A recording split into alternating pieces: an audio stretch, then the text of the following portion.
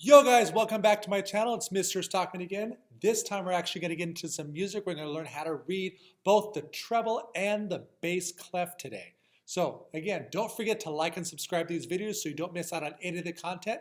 And let's get into reading music. Okay, so first one we're going to look at is our treble clef. And with our treble clef, we have 4 spaces and 5 lines for our treble clef. And each one is assigned a letter. There are only 7 letters in our musical alphabet. A, B, C, D, E, F, and G. Those are the only letters we'll deal with at all in music. So what we do is we assign letters to the certain lines and spaces, and that tells us which note we are singing or playing when a note is in that spot. So first we're going to start off with our 4 spaces. This actually spells out a word, and that word is the word face. So if we go from the bottom to the top, we have F, A, C, and E. So our bottom space, space 1 is F, space 2 is A, space 3 is C, and space 4 is E.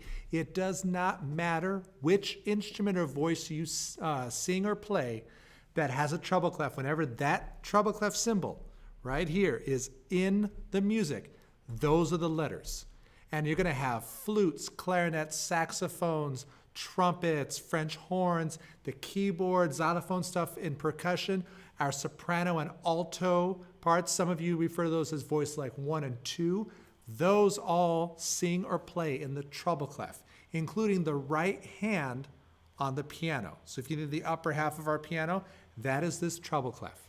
And then for our lines, this is a little different and a little more difficult to learn. We have bottom E, space line 1, line 2, G, B, D, and then F.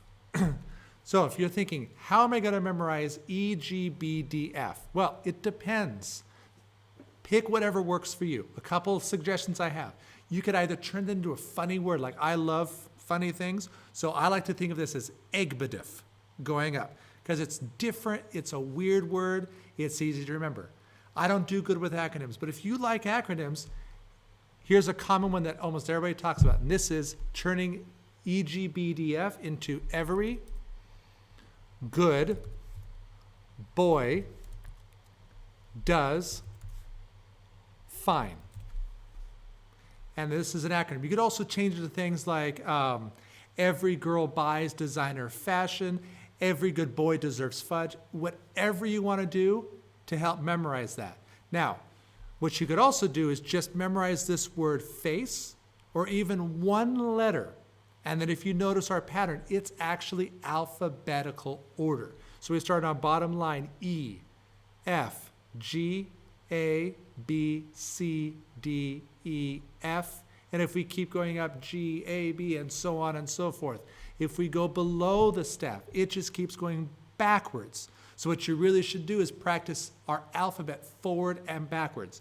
A, B, C, D, E, F, G, G, F, E, D, C, B, A. A, B, C, D, E, F, G, G, F, E, D, C, B, A. And that will really help you going forward and backwards in our musical alphabet. So just write out those 7 letters, practice reading it forward and backward, and you're going to be a pro at doing this. Okay, now let's look at our bass clef, which is almost the same, but has a little bit different. This symbol right here, this is our bass clef. This tells us our lower sounding instruments. So our piano, our left hand, the bottom half of the piano. You think bass, baritone, a little bit tenor with our singing voices. Our instruments, you're going to think trombone, baritone, big tuba, those instruments. That is our bass clef. These are our low instruments. So it's almost the same, but what we have here is I'd actually like to add one more. So rather than doing 4 spaces and 5 lines, I like to add one more box here at the bottom, and I like to do 5 spaces. I'm going to show you why. Because the word face is so easy to remember that let's just do face with bass clef also. But instead, we start under the staff. So we're going to go F, A, C, E, and then that means at the top, if you remember, we go in alphabetical order, 2 letters after E, E, F, G. And then we have G, and you can think of this as like the gangster clef, face G, and that's what's going to help you remember all of this. For some people, they like to not even think about this F at the bottom and do another acronym. So if you want to just do that, just think of your bottom space and do A, C, E, G, and think of the acronym All Cows Eat Grass. And you have that. All that kind of stuff you want to do. Now, since we went over this with the treble clef, we do the same thing with the bass clef. It's alphabetical order. So after F comes G, after A comes B, C, D, E, F, G, A. So you notice everything is one letter shifted down from what the treble clef is to what the bass clef is. So this one, you could also, again, turn this into a funny little word. Instead of egbedif like treble clef, this is gubdefa. Or you do your acronym. The one that a lot of people like to do is you just take every off the treble clef one and you add an always at the top. So good boys do fine always. And then that is kind of how we do the bass clef. You could also do girls buy designer fashion always. Good boys deserve fudge always. Whatever you want to do, there's that. There's also another one that's really popular for this, and that is good burritos don't fall apart. Because no one hates anything more than going to someplace like Chipotle, getting that burrito, and then as you take a bite, the whole thing just everywhere. So good burritos don't fall apart. Good boys do fine always. Whatever you want to do, again, just like the treble clef, memorize face, G, or pick one letter on there, and you're gonna memorize all that because it's alphabetical order going forwards and backwards, okay?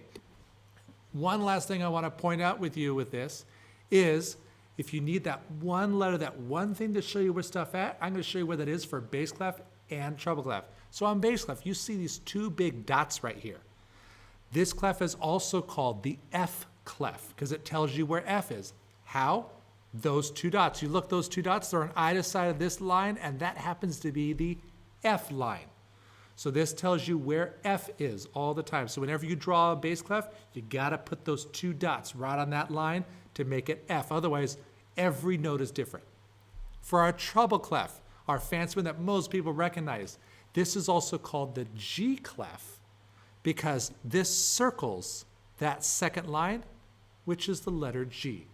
So all these different ways, just look at this. It's super simple. If you find music difficult, you're thinking too hard.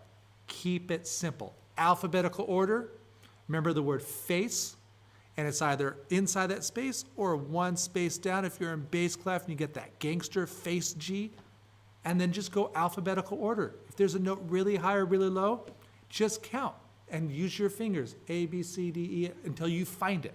It's all you gotta do, okay? Thank you guys for stopping by, and I'll see you guys in class.